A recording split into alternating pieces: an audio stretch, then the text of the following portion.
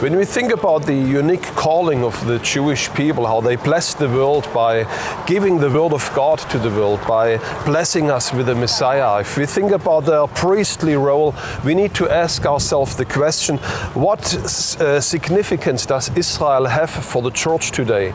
Does the Jewish people have a significance for the believers around the world? Do we need to deal with Israel and the Jewish people in our churches around the world? What does the New Testament say about Israel and the Jewish people?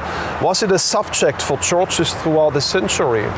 It is a fact that the Prince of Preachers, Charles Spurgeon, he said quite a lot about the restoration of the Jewish people back to the land of Israel and about the role which the church has to play to help the Jewish people coming back to this land.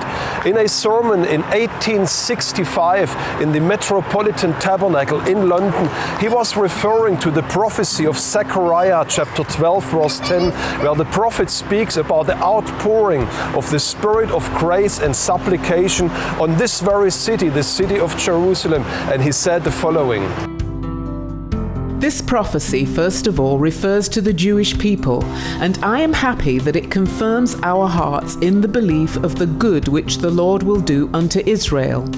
We know of a surety, because God has said it, that the Jews will be restored to their own land, and that they shall inherit the goodly country which the Lord has given unto their fathers by a covenant of salt forever.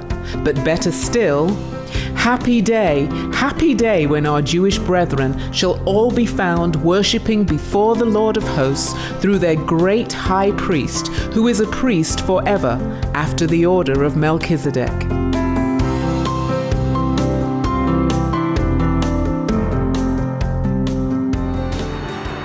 We have seen today how Paul reminded the church that they have become debtors to the Jewish people. We saw how he reminded the church in Rome that they have become grafted into a spiritual olive tree which started here in the land of Israel with the Jewish people.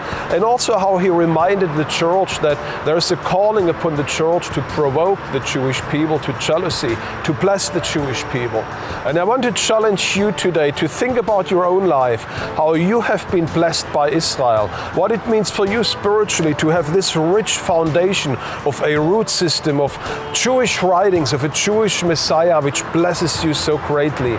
And I want you to consider what you can do in order to bless the Jewish people more effectively. If you are a pastor, what can your church do to bless the nation of Israel in a more effective way?